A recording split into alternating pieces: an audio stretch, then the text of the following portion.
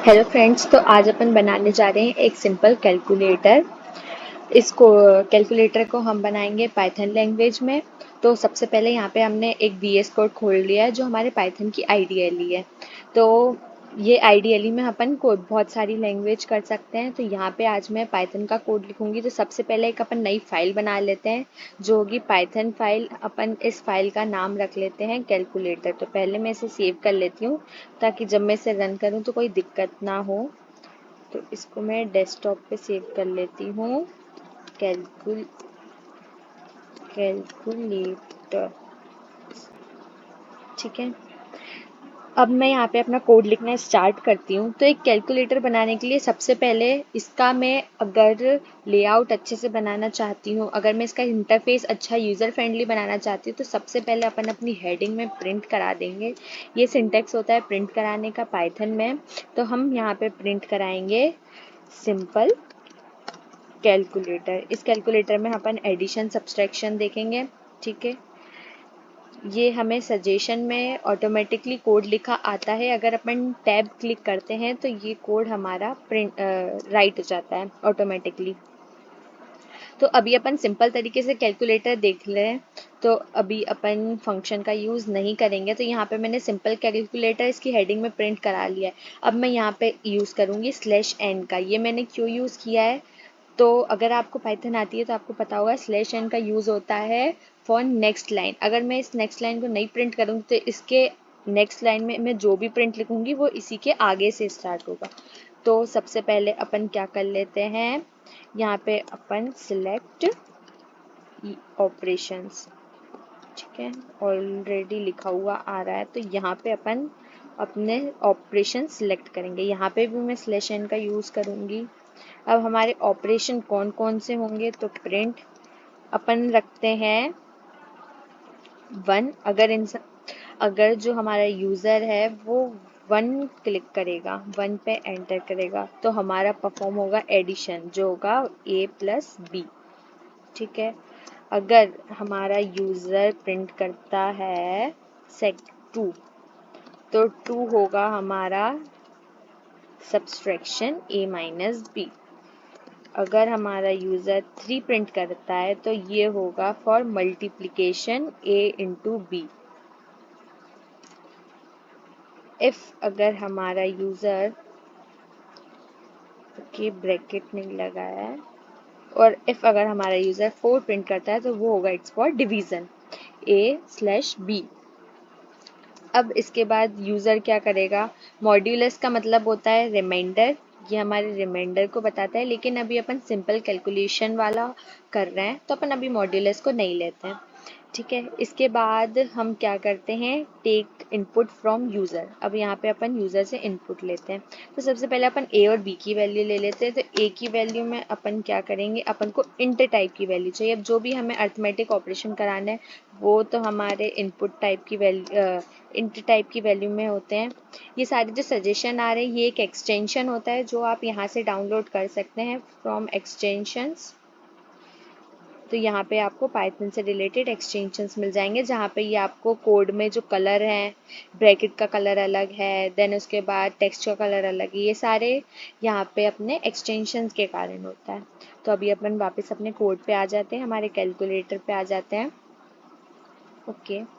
तो यहाँ पे मैं एक a वैल्यू ले रही हूँ, इसको मैंने कर दिया है इंट टाइप का, और इसका इनपुट ले रही हूँ यूज़र से। यहाँ पे अपन लिखेंगे एंटर फर्स्ट वैल्यू, ठीक है।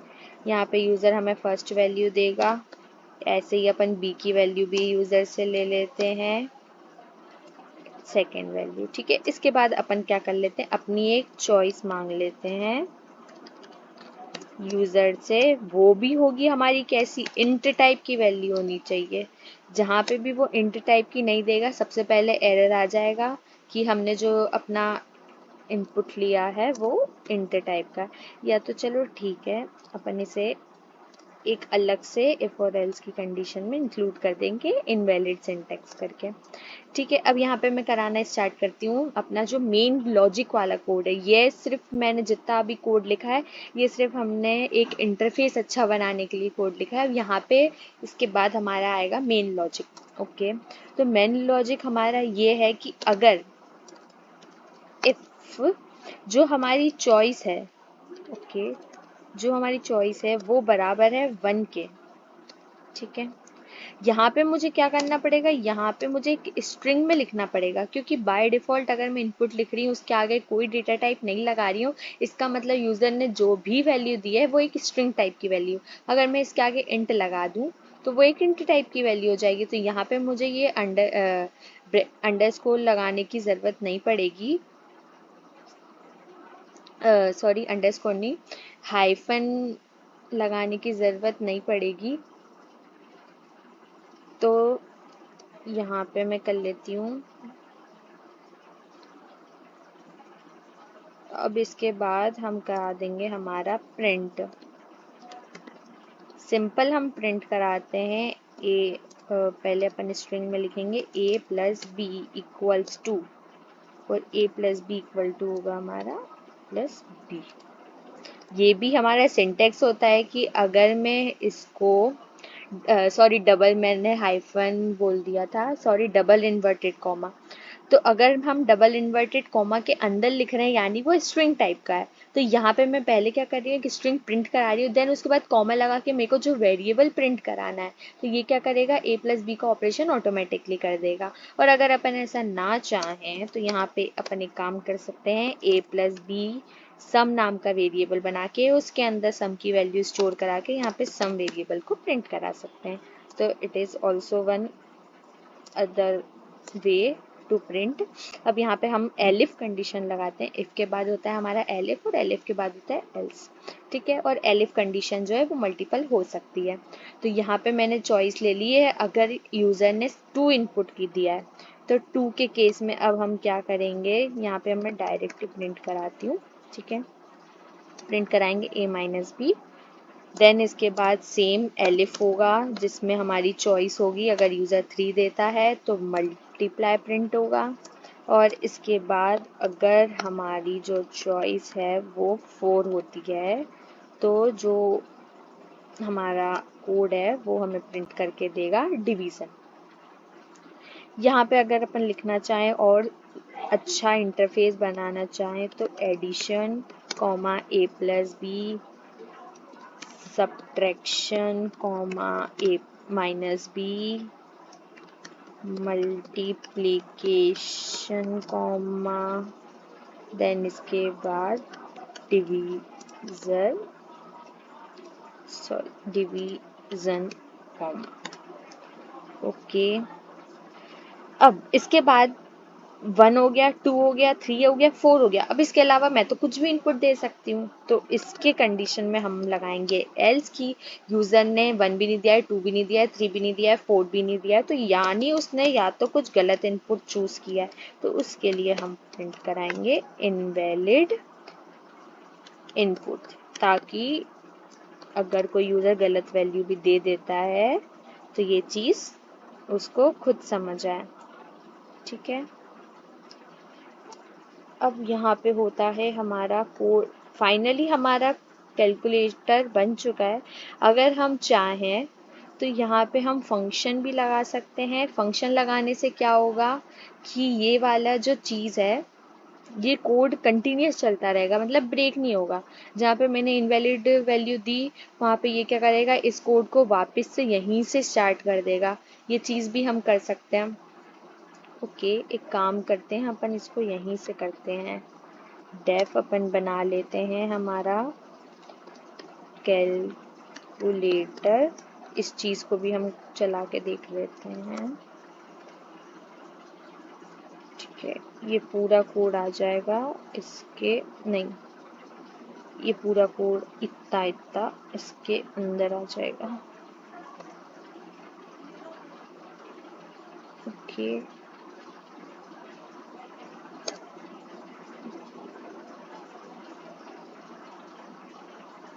ये वाली चीज भी इसके अंदर आ जाएगी। बस द ओनली थिंग यहाँ पे क्या होगा, यहाँ पे होगा रिटर्न।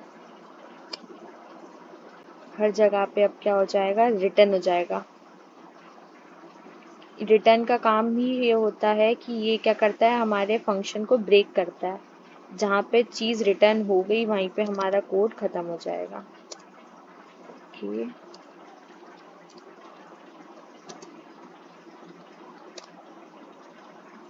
वैसे हमारे कैलकुलेटर का कोड तभी पूरा हो चुका था। ये तो एक एडिशनल चीज हम ट्राई करके देख रहे हैं कि अगर यूजर इनवैलिड वैल्यू देता है तो वहां पे हमारा कोड जो है वो बंद ना हो। ये मैं रिटर्न नहीं कराऊंगी, ये मैं प्रिंट कराऊंगी, क्योंकि रिटर्न कराऊंगी तो फिर नीचे वाली लाइन चलेगी नहीं जहाँ पे मैं अपने फंक्शन को रिकॉल कर रही हूँ। तो यहाँ पे क्या होगा, मैं अपने कैलकुलेटर को वापस रिकर्सिव कॉल कर दूंगी फॉर इनवैलिड इनपुट। ठीक है, तो यहाँ पे मैं क्या कर लेती हूँ, अब हमारे प्रिंट कर लेती हूँ कैलकुलेटर को। अब अपन इसको रन करके देख लेते हैं। तो ये हमारा आ चुका है सिंपल कैलकुलेटर सिलेक्ट ऑपरेशन। तो यहाँ पे मैं कराना चाहूँगी पहले ए और बी की वैल्यू देनी है ना, तो मैं दे देती हूँ सिंपल वैल्यू 10 और 20। अब ये पूछ रहा है ऑपरेशन चूज करो, तो मैंने ए सिलेक्ट किया इनवैलिड इनपुट। तो इसने क्या चीज की, इनवैलिड इनपुट करा और वापस से हमारे कोड को करा रन। अब वापस से हम क्या करेंगे, ए और बी की वैल्यू देंगे। फिर मैं अपना चूज करूंगी कि क्या मेरी चॉइस है, तो मैं यहाँ पे चूज कर लेती हूँ एडिशन। एडिशन में आ रहा है none. Why it's none, okay, क्योंकि अब हम करा रहे हैं रिटर्न, तो ये डायरेक्ट क्या करेगा, वेरिएबल की वैल्यू प्रिंट करेगा। अब हम यहाँ पे कुछ प्रिंट नहीं कराएंगे। ओके, आई होप आपको समझ में आ रहा होगा कि हमने कहाँ गलती की है। जब हमने कोड को चेंज करा था तो हम ये करना भूल गए थे। वापस से अपन देख लेते हैं 10 20 एडिशन। ओके, तो 10 20 का सम आ रहा है 30। वापस से अपन एक बार करा के देख लेते हैं इनवैलिड वैल्यू के लिए। तो 10 20 ए, वापस से हमारा स्टार्ट हो रहा है। फिर 10 30 सब्ट्रैक्शन करा के देख लेते हैं। तो none, why it is print none, because of the negative value, I think so. B minus A करते हैं तो क्या आता है 10 32। ओके, तो यहाँ पे भी अब अपन को एक कंडीशन लगानी पड़ेगी, क्योंकि जहाँ पे नेगेटिव वैल्यू आ रही है वहाँ पे ये सही आउटपुट नहीं दे रहा है। ठीक है, तो अगर हमारा ए बड़ा है बी से तो अपन को रिटर्न करना है ए माइनस बी। ठीक है, और अगर